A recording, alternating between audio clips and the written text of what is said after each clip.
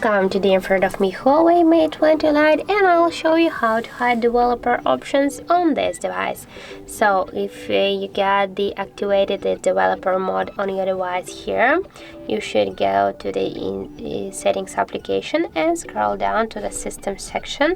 So if you got the enable the developer options, you will see here the section with the developer options. Just to turn it off, tap there, and near the developer options, tap once on the switcher, and as can you see, we just go back and here the developer options section is gone.